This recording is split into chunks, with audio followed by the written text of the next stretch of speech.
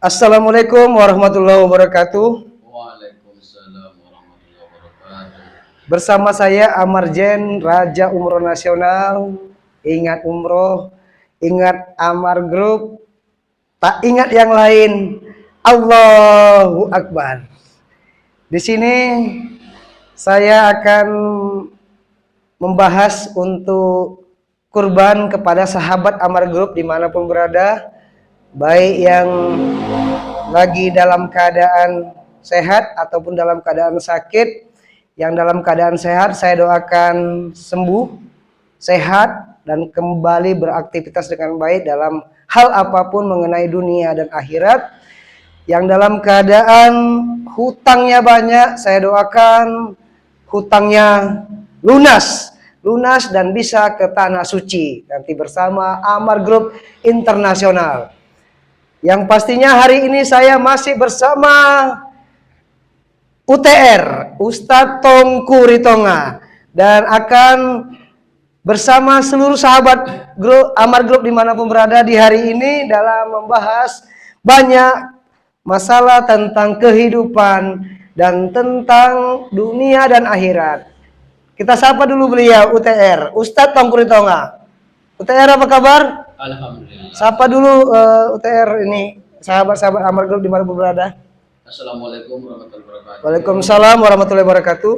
Selamat siang semuanya untuk sahabat Amar Group. Mudah-mudahan kita semua dan dimanapun berada mendapatkan rahmat dan karunia Allah Subhanahu wa Ta'ala.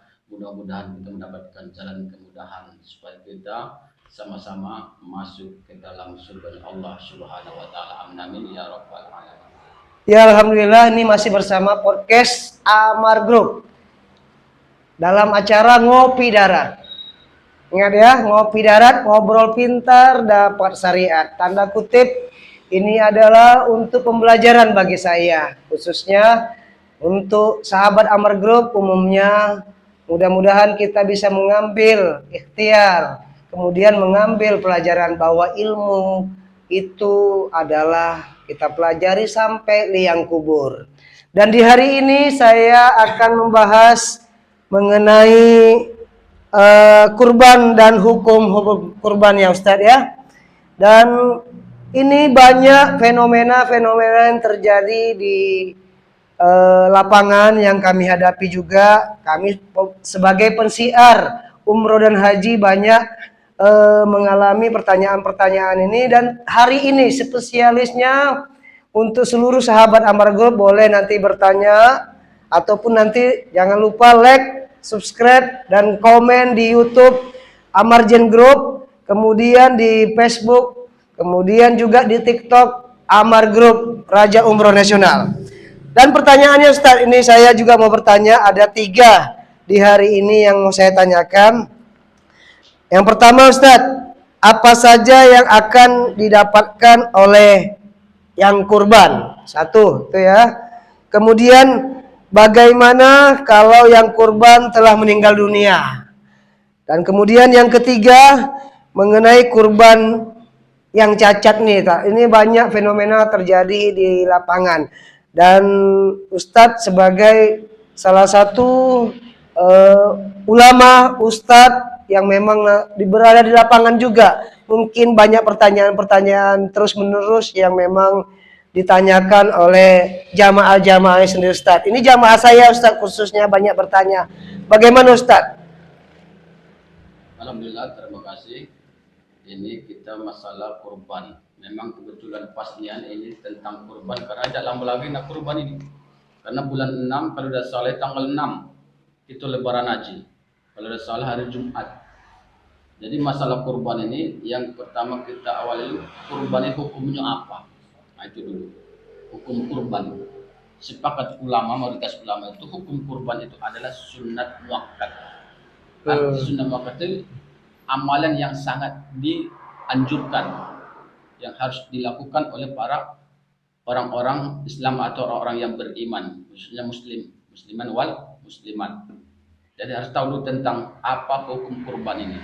Jadi hukum kurban, ada hukum kurban yang sebetulnya itu adalah sunnah muakkad. Sunnah muakkad ya. Nah, bagi yang mampu.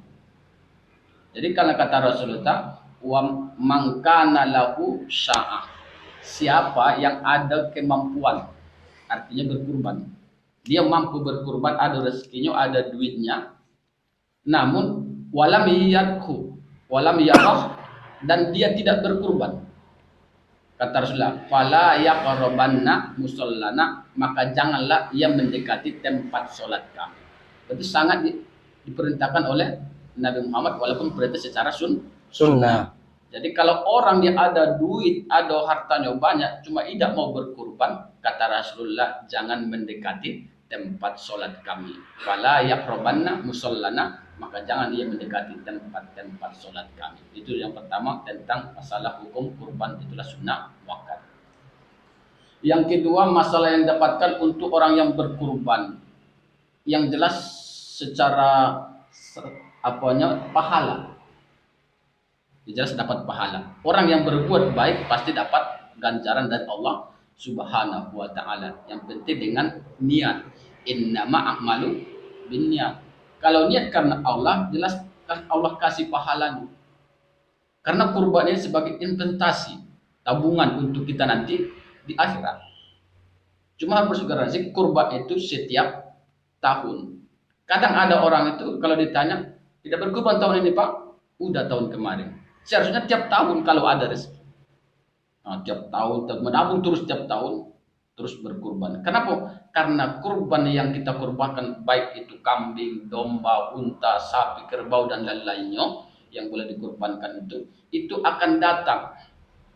Jangankan kukunya datang, bulu-bulunya datang, tanduk-tanduknya datang, semua akan datang, itu menjadi saksi sebagai amalan di hadapan Allah Subhanahu wa taala, bahkan menjadi tunggangan atau kendaraan untuk melewati jembatan Shiratal Mustaqim. Jadi pahalanya besar. Bahkan amalan di pada saat hari Idul Adha itu yang sangat disayangi Allah pada saat itu adalah pemotongan kurban, potongan hewan kurban. Nah, bayangkan belum sampai tetesan darah kita motong sapi itu ke tanah, itu lalu sampai kepada Allah. Nah itu karena begitu lumayan besar pahalanya orang yang berkurban. Tapi dengan catatan karena Allah, bukan karena ria. Nah itu yang utama dapat pahala dan menjadi saksi nanti yaumil kiamah dan menjadi tunggangan atau kendaraan melewati jembatan Shiratal Mustaqim itu. Nah, yang ketiga apa lagi? Masalah kurban cacat. Kata Rasulullah, ada 4 yang tidak sah jadikan kurban hewan itu. Baik itu sapi, baik itu kerbau, baik itu unta, baik itu kambing atau domba. Apa yang tidak sah? Apabila hewan yang dikurbankan itu cacat, seperti matanya buta satu, picek kalau bahasa orang, itu tidak sah. Dan tahu matanya picek rusak masih dikut, itu tidak sah jadi kurban. Nah, maka penitia ya, yang kurban ini yang diamanahkan oleh peserta, jadi yang harus jadi cara memilih sapi atau kerbau yang mau dikurbankan. Jangan karena murah, wah ini agak rusak dikit matanya, agak murah berkurang. Nah, tidak boleh.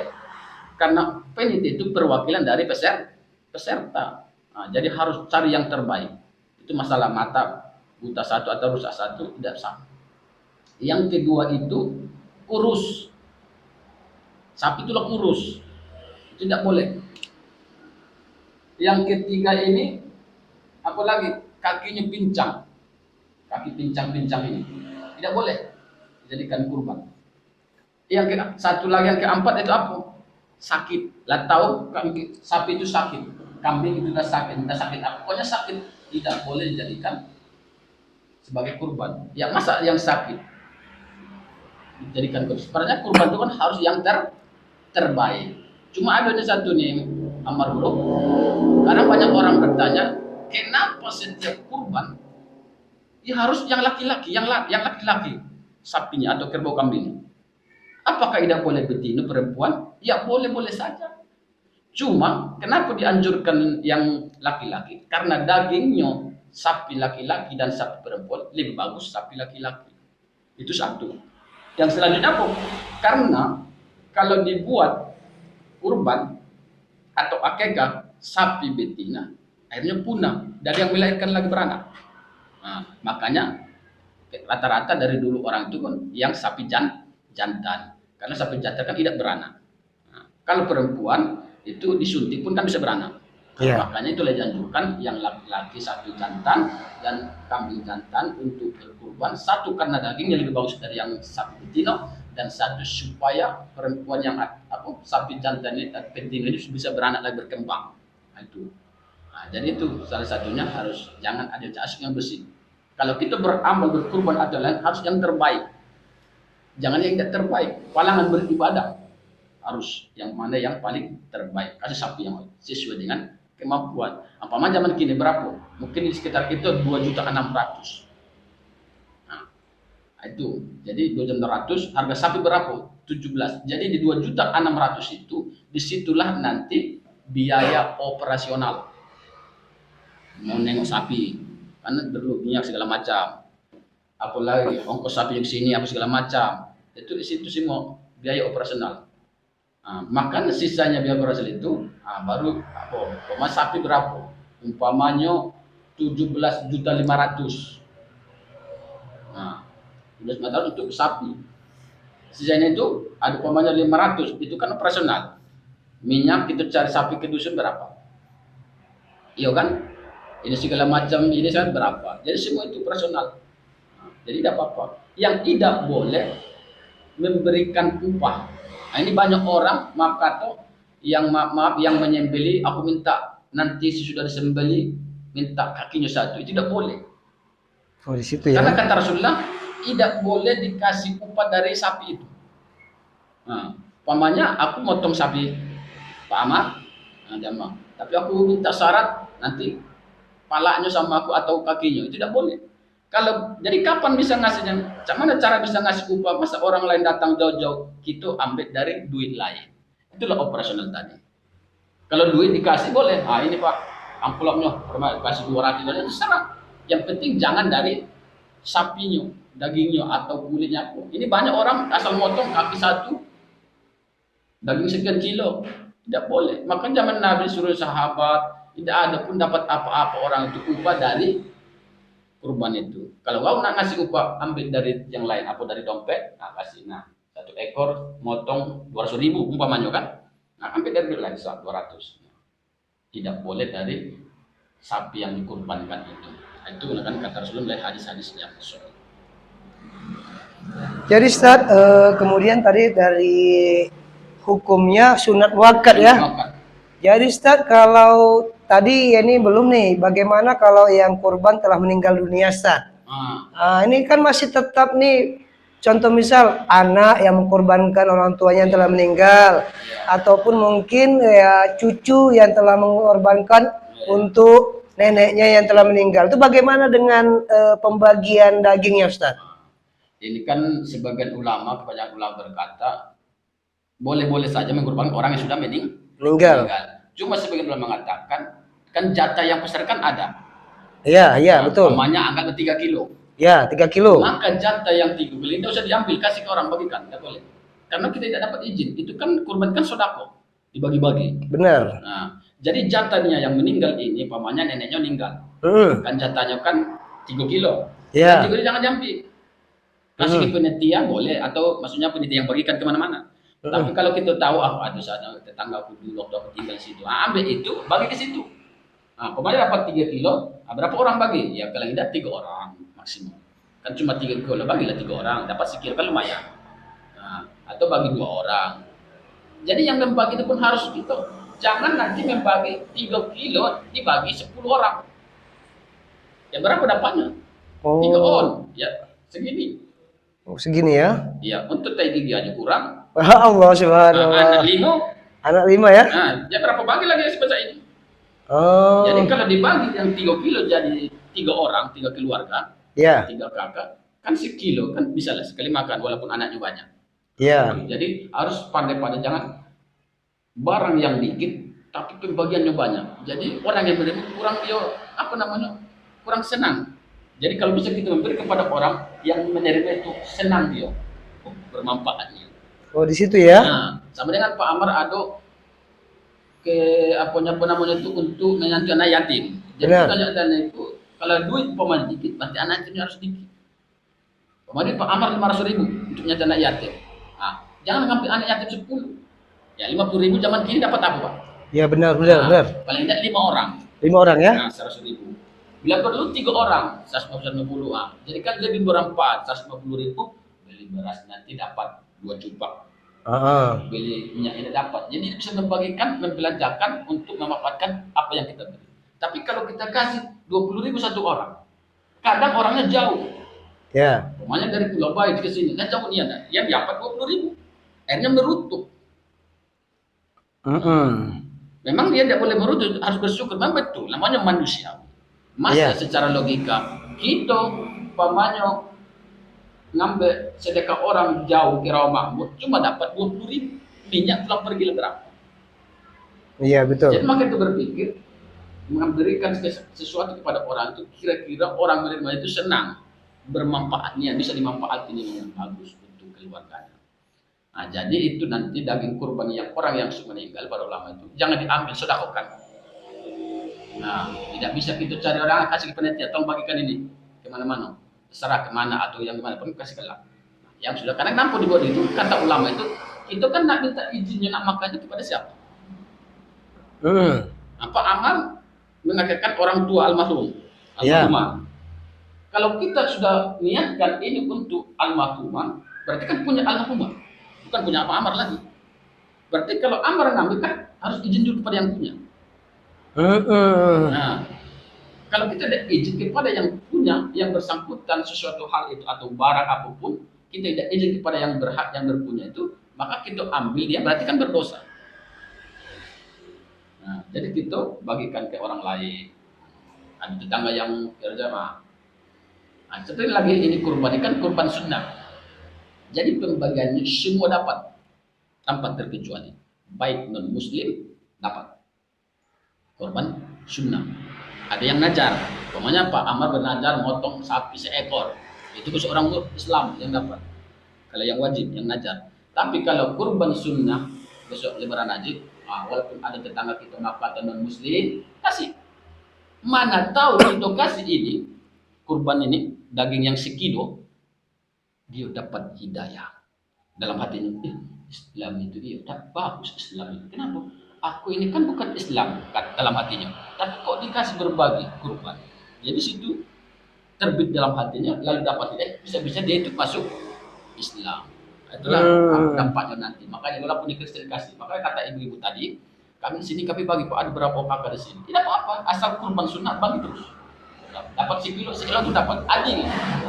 Jangan nanti yang Islam sekilo, yang non muslim atau non Islam bukan Islam itu 3 on, tidak, itu harus adil. Islam adil, tidak dipandang. Karena masalah keyakinan kan itu lain. Kan sudah jelas dalam surah Al-Kafirun kan? Lakum dinukum waliyadin. Nah, jadi itu makanya orang Islam itu walaupun ini maknya maka Kristen, anak masuk Islam, ini tak hubungan harus erat bagus. Boleh saling memberi. Tapi di jalan yang benar. Pokoknya boleh ngasih ayam, amaknya Kristen. Dia boleh ngasih ayam makanan ke anaknya. Kenapa? Karena Islam boleh makan ayam. Nah, jangan nanti kalau sini yang tidak boleh dimakan Islam dikasih, itu tidak boleh. Makan babi kan tidak boleh, itu tidak boleh dikasih ke orang Islam.